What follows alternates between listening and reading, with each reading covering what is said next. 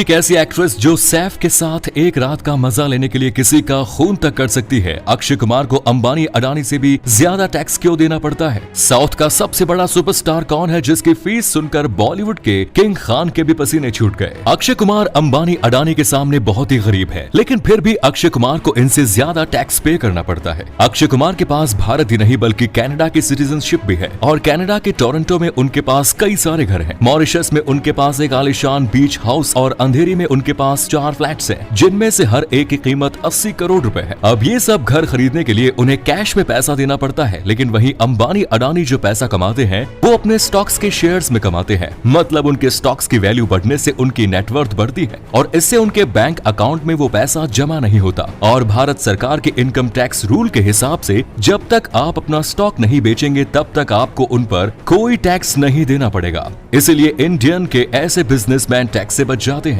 और वहीं अक्षय कुमार को ऐसे प्रॉपर्टी खरीदने के लिए ज्यादा टैक्स पे करना पड़ता है, मगर इसके बावजूद आज साउथ की मूवीज बॉलीवुड पर भारी पड़ रही है। लेकिन आप शायद जानते होंगे कि साउथ के 4 सबसे महंगे सुपरस्टार जिसकी फीस सुनकर बॉलीवुड के किंग खान के भी पसीने छूट गए। जो साउथ के मेगा स्टार कहे जाने वाले चिरंजीवी अब तक 150 से ज्यादा मूवीज में काम कर चुके हैं और उनके नेटवर्थ 1500 करोड़ रुपए है। इस लिस्ट में तीसरे नंबर पर है जूनियर एनटीआर। बड़े घराने से आने वाले जूनियर एनटीआर की नेटवर्थ 2700 करोड़ रुपए है और रिसेंट मूवीज में जूनियर एनटीआर के साथ को स्टार रामचरण इस लिस्ट के दूसरे नंबर पर है, जो मगधीरा और RRR जैसी फेमस मूवीज कर चुके हैं और इनकी नेटवर्थ 2800 करोड़ रुपए और आज की तारीख में साउथ के सबसे बड़े सुपरस्टार हैं। नागार्जुन, जिन्होंने अपने 35 साल लंबे करियर में 100 से भी ज्यादा मूवीज में काम किया है और इनकी नेटवर्थ 3000 करोड़ रुपए है। मगर इतना सारा पैसा होने के बावजूद बॉलीवुड की वो एक्ट्रेस जो करीना कपूर के हस्बैंड सैफ अली खान को किडनैप कर उनके साथ रात गुजारना चाहती है और किडनैप के बाद वो सैफ के साथ क्या क्या करना चाहती है ये तो आप समझ गए होंगे।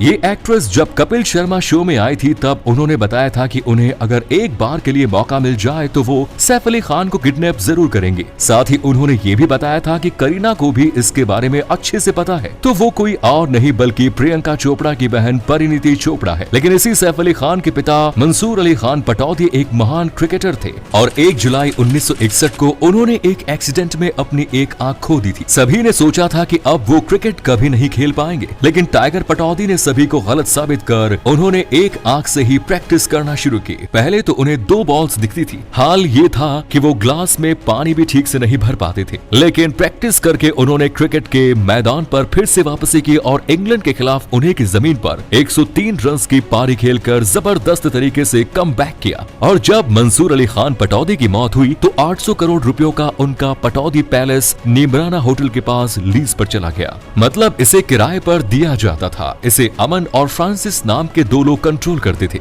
लेकिन जब फ्रांसिस की मौत हुई तो सैफ अली खान को ऑफर किया गया कि अगर वो पैलेस की कीमत उन्हें दे पाए तो ये पैलेस सैफ को वापस दे देंगे। मतलब जो घर उन्हें विरासत में मिलना चाहिए था उसे उनको खुद के पैसे देकर हासिल करना पड़ा। जब सैफ 4 से 5 साल के थे तब उनके पिता ने अपना आखिरी मैच खेला था। सैफ की माँ ही भोपाल और पटौदी की देखभाल करती थी। सैफ भी अपनी माँ के साथ वहीं पर रहते थे। बाद में जाकर वो अपनी खुद की मेहनत के दम पर एक्टिंग करियर के बलबूते पटौदी पैलेस को वापस हासिल कर पाए। इस पैलेस को हासिल करने के लिए सैफ एक मूवी के लिए 20 से 24 करोड़ रुपए चार्ज करते हैं और एक एडवर्टीजमेंट के लिए 6 करोड़ रुपए लेते हैं। उनकी नेटवर्थ 1180 करोड़ रुपए है। आज की डेट में उन्हें 1 national awards, 7 film fair awards और पद्मश्री अवार्ड से भी नवाजा जा चुका है। भोपाल उनके पास 5000 करोड़ की संपत्ति है। सैफ के पास 10 लाख की हार्ले डेविडसन बाइक है। कार्स की बात करें तो उनके पास Toyota Land Cruiser, Mercedes Benz, BMW जैसी लग्जूरियस कार्स है। सैफ को घड़ियों से इतना प्यार है कि वो दिन में 3 बार अपनी घड़ियां बदलते हैं।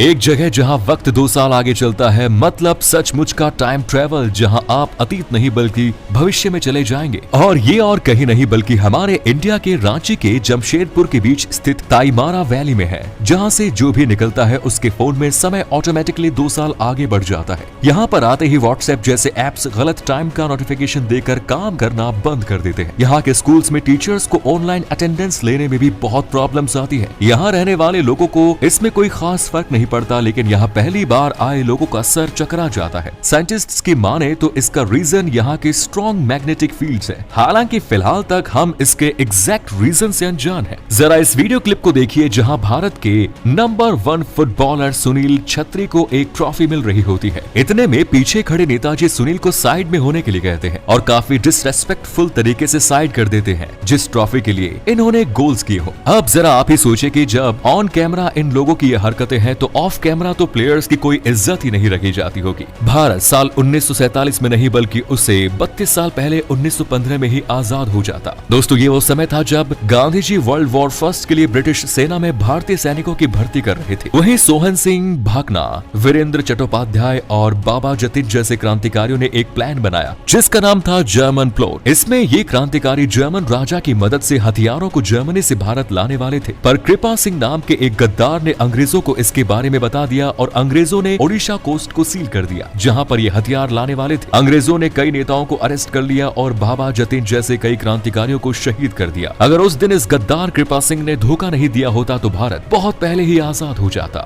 जब बात महंगे फोन्स की होती है तो आपके दिमाग में सबसे पहला नाम आईफोन का ही आता है, पर दुनिया का सबसे महंगा फोन है वर्च्यू सिग्नेचर कोबरा। इसमें 439 रूबीज लगी हुई है और डायमंड, गोल्ड और एमरल्ड भी भर भर के लगाया गया है। इसकी प्राइस है 2.3 करोड़ रुपीस। मजेदार बात तो यह है कि इसमें एंड्रॉइड और iOS दोनों ही नहीं चलते, बल्कि ये एक फीचर फोन है। क्या आपको पता है कि पोर्शे, बुगाटी और लैम्बोर्गिनी जैसी लग्जूरियस कार्स एक ही कार कंपनी बनाती है? इस कंपनी का नाम है Volkswagen. Skoda, Seat, Cupra, Audi, Lamborghini, Bentley, Porsche, Bugatti और डुकेटी ये सभी फॉक्सवैगन की ही कार्स हैं। फॉक्सवैगन ऐसा करके अलग अलग जरूर करता है और बजट वाले कस्टमर्स को टारगेट करती है। इसे मल्टी ब्रांड स्ट्रेटेजी कहते हैं और इसका इस्तेमाल करके आज इस कंपनी ने पूरी दुनिया के कार मार्केट का 8% मार्केट शेयर एक्वायर किया। तो अगर ये वीडियो आपको अच्छा लगा तो इसे लाइक और अपने दोस्तों के साथ शेयर करना ना भूलें। और अगर अभी तक आपने हमारे फेसबुक पेज को फॉलो नहीं किया तो फॉलो करके नोटिफिकेशन बेल को ऑन कर दीजिए।